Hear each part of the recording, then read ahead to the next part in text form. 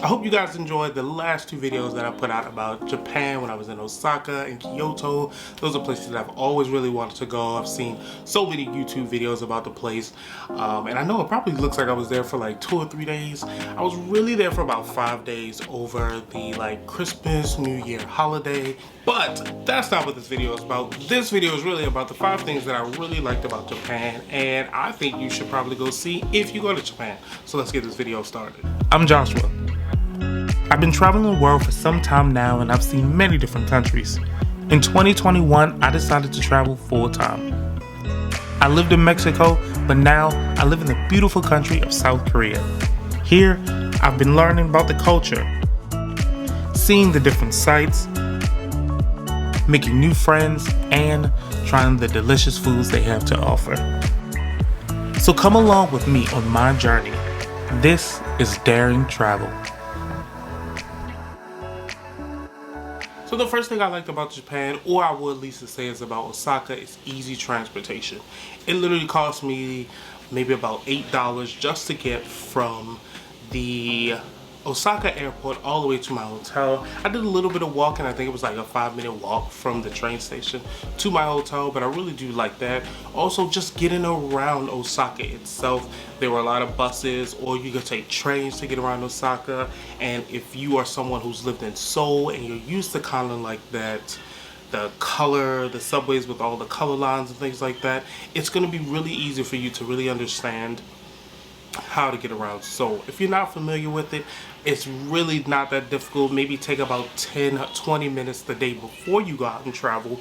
Look to see how to get from point A to point B, and trust me, once you understand the colors and the names, it's going to be easy peasy lemon squeezy.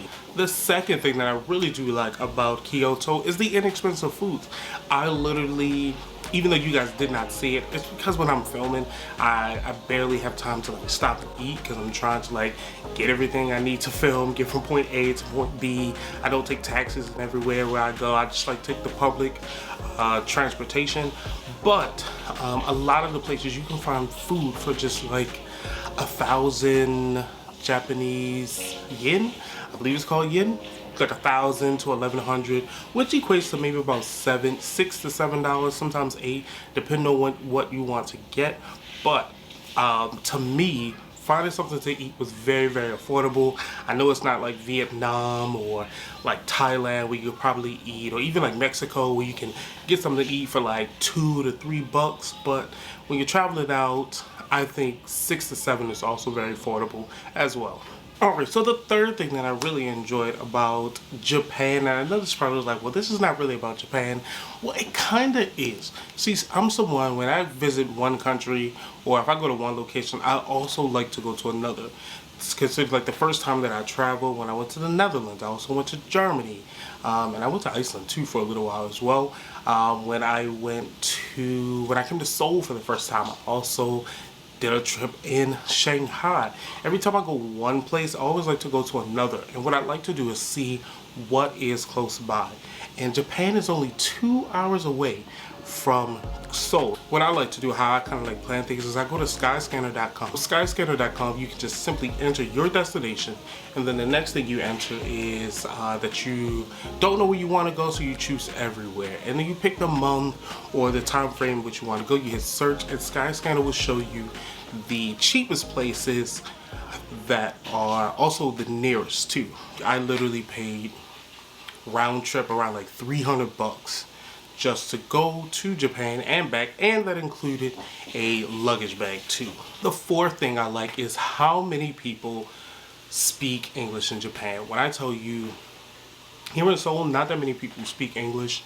I'm learning Korean, so it's kind of like a work in progress here, but I still know how to, because in America not everyone speaks English, so I still know how to navigate the whole language barrier. But in Japan, so many people speak English. So if you think you're gonna go to Japan and be like super lost, like the buses don't have English on them, they do. The subways don't have English on them, they do. And a lot of people speak English in Japan. I was thoroughly surprised about how little I had to pull out my translator. So I was very happy about that.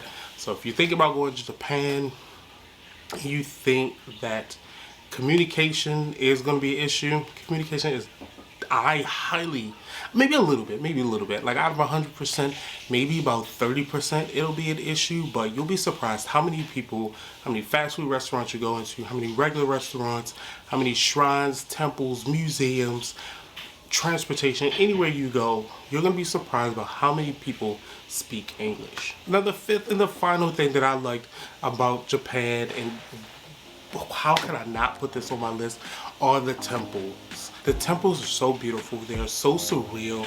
All of the temples kind of have like this peaceful ambiance around it, which I thoroughly do enjoy and appreciate with Japan, and even China when I went to China. But with Japan, like every temple is different. It's unique in its own way. You got the Osaka temple that just sits really, really high.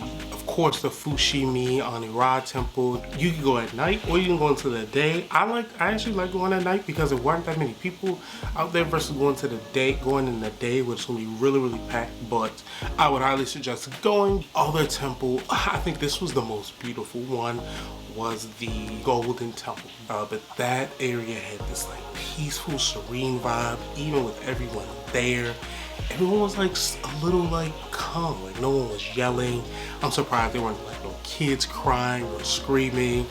I think that was my favorite temple. That had to be my favorite temple. All right, and that's it. They are the 5 things that I really enjoyed about Japan. I actually liked the entire trip. It was 5 days long. I did it on a vacation from school.